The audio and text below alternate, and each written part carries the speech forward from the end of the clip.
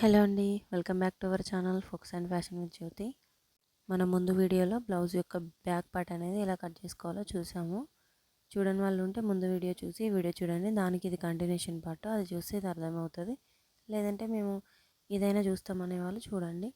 కానీ వీడియో నచ్చితే లైక్ చేయండి, షేర్ చేయండి, కామెంట్ చేయండి. మరిన్ని వీడియోస్ కోసం మన ఛానల్ని సబ్స్క్రైబ్ చేసుకోండి. మీ సబ్స్క్రైబ్ చేయడం వల్ల, మీరు కామెంట్ చేయడం వల్ల, లైక్ చేయడం వల్ల నాకు కొంచెం మోటివేషన్ లాగుండి మరిన్ని వీడియోస్ తీయడానికి కూడా కొంచెం బాగుంటుంది.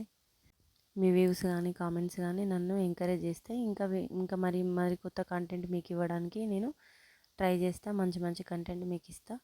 అందరిని ఎంతోమందిని సపోర్ట్ చేస్తున్నారు, నన్ను కూడా సపోర్ట్ చేయండి. ఇది ఏంటంటే మనకు హ్యాండ్ అండి. మనం ఫోల్డింగ్స్ అనేవి మనం 4 ఫోల్డ్ లాగా వచ్చేలాగా ఫోల్డ్ చేసుకొని ఎక్స్ట్రాస్ ఉంటే దాన్ని స్ట్రైట్గా లైన్ గీసుకొని దాన్ని మనం హ్యాండ్ పార్ట్ వేసుకొని ఎంతవరకు వస్తుంది హ్యాండ్ హైట్ కొలుచుకొని అటు ఇటు రెండు సైడ్లో హైట్ అనేది సేమ్ కొలుచుకోవాలి.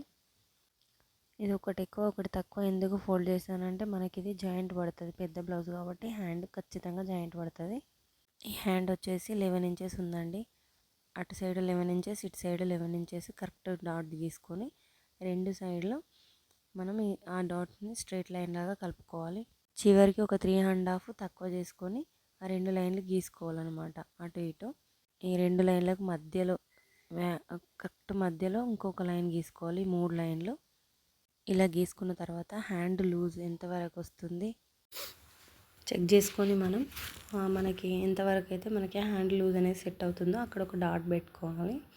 ఇలా చెక్ చేసుకోవాలి. కొంచెం క్రాస్లో మామూలుగా ఒక చెక్ చేసుకొని ఒక డాట్ అనేది పెట్టుకోవాలి. తర్వాత మనం ప్రాపర్గా మెజర్ చేసుకోవాలి టేప్తోని. ఇప్పుడు మన కింద హ్యాండ్ లూజ్ దగ్గర డాట్కి మనం దీన్ని కలుపుకోవాలి.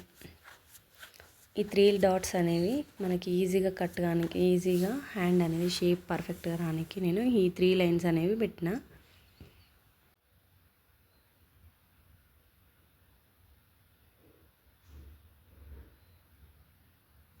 ఇలా హ్యాండ్ అనేది ఎంత వస్తుంది అని చూసుకొని ఈ 3 డాట్స్ దగ్గర ఇట్లా మనం ఇక్కడ పెట్టిన డాట్ నుంచి మనం ఈ డాట్ వరకు ఇట్లా కలుపుకోవాలి. ఇలా కలుపుకుంటే పర్ఫెక్ట్ షేప్ అనేది ఈజీగా మనం హ్యాండ్ ఈజీగా కట్ చేసుకోవచ్చు.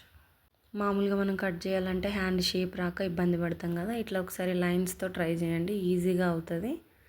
తర్వాత ఒకసారి మనకి హ్యాండ్ లూజ్ కరెక్ట్ ఉందా లేదా, వచ్చిందా లేదా చూసుకోవాలి. నాకైతే ఇక్కడ పర్ఫెక్ట్గా వచ్చింది.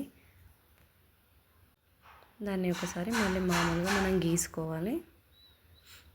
మనం ఇలా హ్యాండ్ ముందు భాగం లోతువులు కూడా ఈజీగా తీసుకోవచ్చు.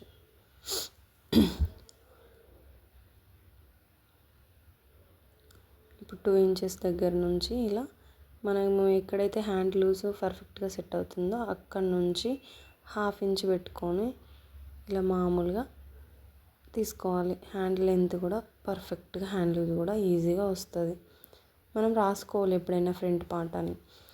మళ్ళీ లేదంటే ఫ్రంట్ బ్యాక్ అవుతే బ్యాక్ ఫ్రంట్ అవుతే అసలు షేప్ అనేది సెట్ అవ్వదు.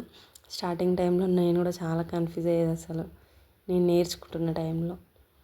ఇప్పుడు ఈజీగా తెలిసిపోతుంది, ఎందుకంటే కట్ చేస్తాం కాబట్టి షేప్ ఏదో కొడుతుంది అనేసి మళ్ళీ ఒక్కసారి మనం టక్స్ ఇచ్చుకోవాలి. ఇంతకంటే బెటర్ కట్ చేసిన ఫ్రంట్ పీస్ల దగ్గర కట్స్ ఇచ్చుకుంటే బెటర్. చూపిస్తుంది అది కూడా మనకు వీడియోలో. ఇలా పర్ఫెక్ట్గా నీట్గా కట్ చేసుకొని అలా మనకు ఫ్రంట్లో అలా టక్స్ ఇచ్చుకుంటే మనకి ఈజీగా అర్థమైపోతుంది. ఓహో ఇది ఫ్రంట్ పార్ట్, దీన్ని బ్యాక్ వేయొద్దు అని తెలిసిపోతుంది.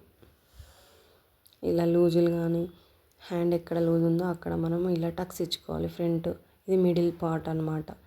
మనకి ఇక్కడ బ్యాక్లో వస్తుంది, ఫ్రంట్కి ఏంటంటే మనకి జాయింట్ పడుతుంది. ఇక్కడ జాయింట్ చేసిన తర్వాత ఫ్రంట్ బ్యాక్ ఈక్వల్గా కట్ చేసుకొని టక్స్ ఇచ్చుకోవాలి.